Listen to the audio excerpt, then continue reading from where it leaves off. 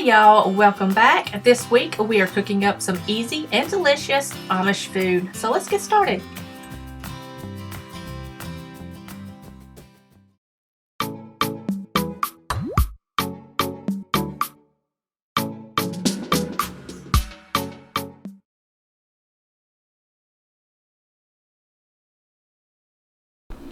Hey y'all, welcome back. So this week we are starting out with some delicious cheeseburger soup. Now I have not had or made cheeseburger soup in a while, so we're going to do that today. It is from this book right here. This is the Amish Soups and Casseroles book. If I can find this online, I will leave it linked for you guys. It's got some really good recipes in there. And this is what it looks like. For ingredients, what I've got going on here is I'm going to be tweaking this a little bit because I don't have some of the ingredients. I don't have celery, so I'm going to be using celery seed just to get a little bit of that celery flavor in the soup. And I don't have Velveeta cheese, so I've got my cheese currently in the refrigerator. I've got it already shredded up.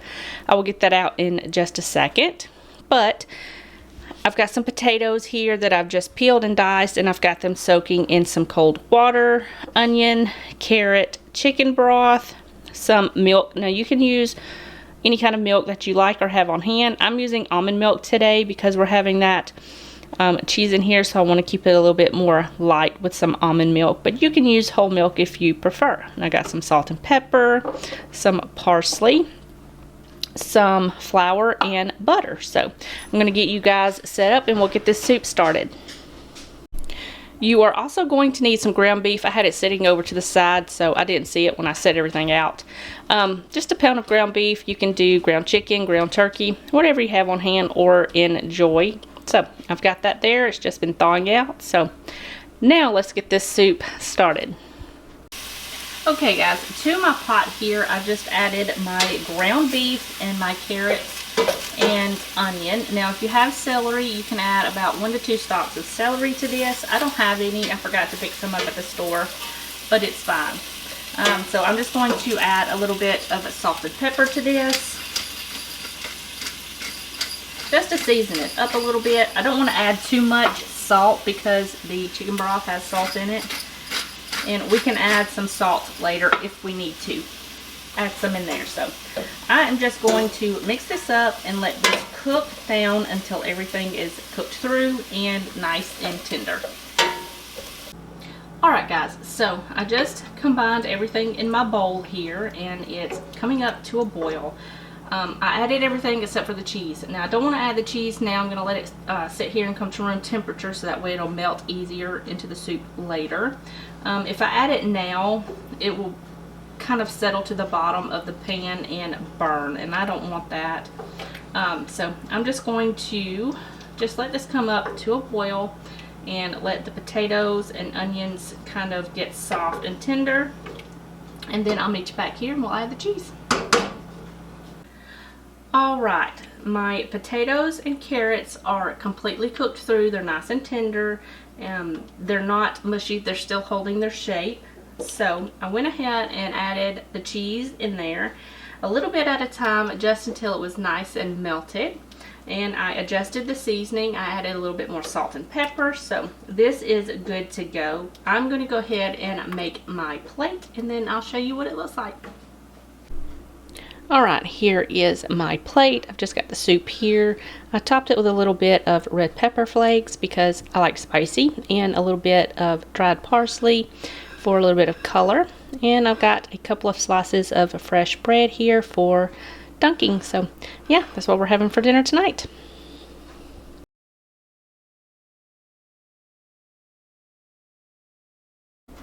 For dinner tonight, I'm going to be making some Asian chicken, rice, and broccoli. This is the chicken from the Amish cookbook that I showed you before. So what I've got going on here is I've got some rice. I'm going to cook this up in the Instant Pot.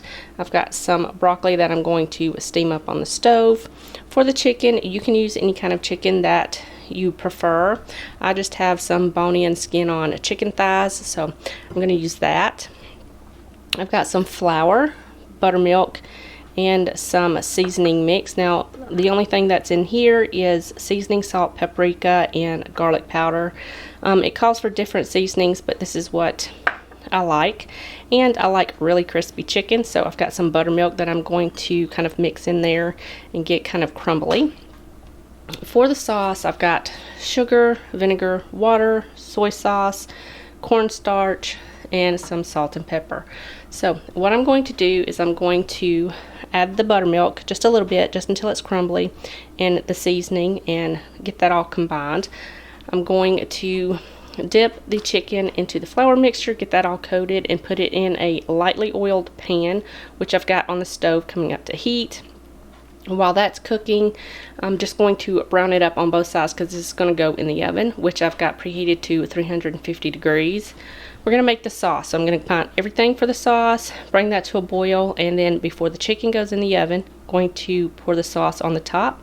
Then you're just going to cook it until the chicken is completely cooked through. So I'm going to go ahead and do that, and I'll show you what it looks like. Alright, so my chicken is browning up on one side. We're going to flip that in just a minute.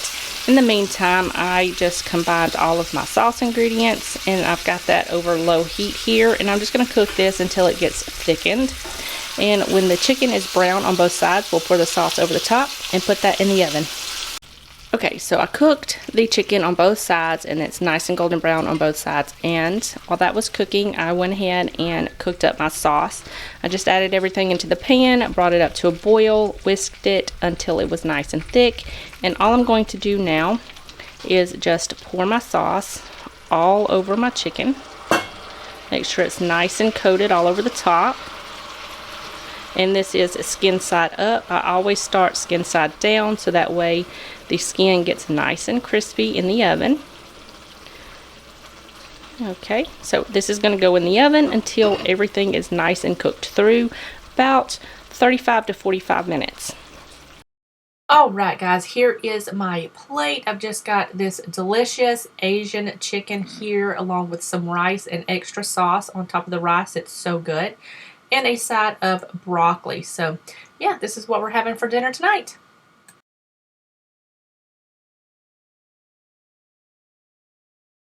For dinner tonight, I'm going to make poor man's steak. Now, I was going to make mashed sweet potatoes to go along with it, but I just chunked the potatoes in the oven on a sheet pan lined with parchment in a 400-degree oven. They're baking up now. I went ahead and made my salad. So what I've got going on here is my ingredients for the poor man's steak. Now, it says for this to sit 8 to 10 hours. I'm not going to do that. I'm going to tweak it a little bit. So what I've got going on here is I've got my ground beef, some crackers, milk, soup, onions, butter, which I've got in a pan, an oven safe pan, kind of melting up on the stove, and I've got some salt and pepper.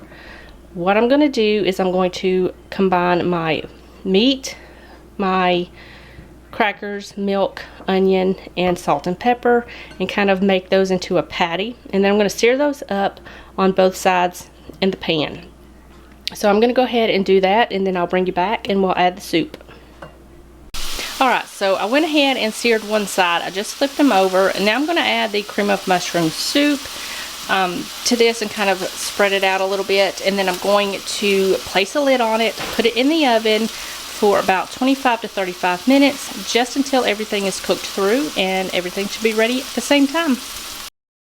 Here is my plate. I have the poor man's steak here. This was really good. I have a side salad. It's just simply dressed with a little bit of olive oil, salt and pepper. Very light. I also have a sweet potato here with just a little bit of butter and brown sugar. This was absolutely delicious, and this is what we have for dinner.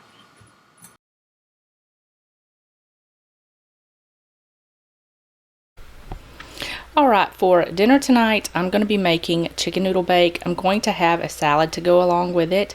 So what I've got going on here is I've got some butter, noodles. You can use any kind of noodles that you have on hand. I've got some chicken that I cooked up and shredded. You can also dice this up. I've got some cheddar cheese, onion, flour, milk, salt and pepper. So what I'm going to do is I'm going to boil my noodles in some chicken broth, or you can just do plain water, it's fine. Just cook them to according to package directions. And then I've got a 9x13 pan greased, ready to go. My oven is preheated to 350 degrees.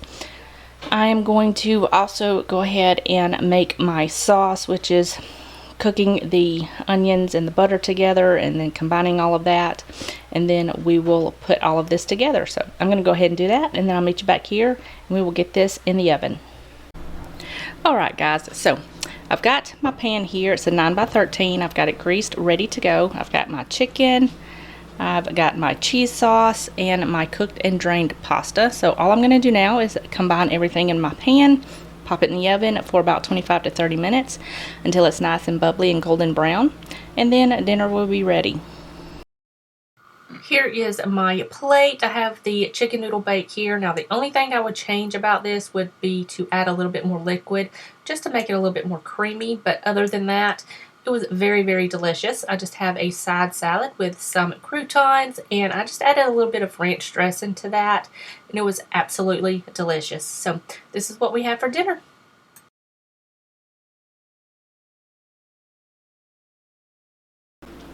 Alright, we are ending this week off with a sweet note. I'm going to be making a molasses cake. Now this is a recipe from another Amish recipe book. This is what it looks like right here. It's the Amish baking recipe book. Now if I can find this online, I will leave it linked below as well as the recipe. But this is what it looks like right here. For ingredients, I've got some flour. Now I'm tweaking this a little bit because my preferred taste. I've got some flour with some salt that I've gone ahead and combined. I've got an egg, molasses, buttermilk, some baking soda, and some hot water. Now how I'm tweaking this is it called for 3/4 of a cup of molasses. I do not like that deep molasses flavor. I just want a subtle molasses taste to the cake so it's not overpowering. So I'm offsetting that with a little bit of buttermilk. So I added just the remaining of what I took out of the molasses in buttermilk, if that makes sense. So what I'm going to do is I'm going to combine my egg with my buttermilk. Make sure that's all nice and combined. I'm going to combine the baking soda with the hot water, and then I'm just going to add everything into my dry ingredients. Now I've got my oven preset to 350 degrees. That's coming up to temperature. I've got an 8x8-inch baking dish that I've greased and lined with parchment. So I'm going to go ahead and get this all combined, and then we will get this in the pan. Alright, so I've got my batter in my pan here. Like I said, it's greased and lined with parchment paper. Again, I've got my oven preset to 350 degrees. So I'm going to go ahead and get this in the oven, and I'm going to let it bake for about 30 to 45 minutes, or until a toothpick inserted in the center comes out with a few moist crumbs. So I'm going to go ahead and do that, and then when it cools completely, we're going to come back and make a delicious buttercream vanilla frosting to go on the top. It's going to be so good. So I'm going to go ahead and do that, and I'll see you back in just a few minutes. Alright, we're going to go ahead and make the frosting to go on the top. I've got about 3 tablespoons of butter in here that I've just whipped up. I'm going to go ahead and add some powdered sugar, a little bit of vanilla, and some cream, and get that all nice and combined and fluffy. And then we will put that on the top of the cake. Alright, here is the cake. I got it all frosted, and I just topped it with a few toasted walnuts. You can leave the walnuts off if you don't like nuts on the cake, but this is what it looks like. So I'm going to go ahead and cut me a piece, and I'll show you what it looks like. Alright, here is the cake. It's nice and fluffy. The icing pairs really well with that deep molasses flavor, and I topped it with some toasted walnuts, which is optional. You don't have to add those. You can just leave the icing plain, but there's the cake. Looks absolutely delicious.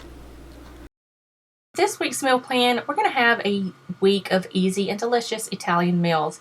These are some of our favorites, and I'm so sorry. I just want to apologize in advance if I butcher the names of these beautiful Italian words. Monday, we're going to have pasta fagioli. This is one of my favorites. It's so easy and delicious. Tuesday, we're going to have tortellini alla panna. It's kind of like an Alfredo sauce, but it's not Alfredo. It's really delicious. Wednesday, we're going to have just a simple Italian chicken soup. Thursday, we're going to have pasta pomodoro. This is another one of our favorites. It's so simple and easy, but absolutely delicious. Friday, we're going to have tortellini in brodo. I think that's translated to tortellini in broth, but it's so simple and absolutely delicious as well. So I hope you guys enjoyed this video. If you did, give it a thumbs up, and I will see you guys in the next one. Bye, guys.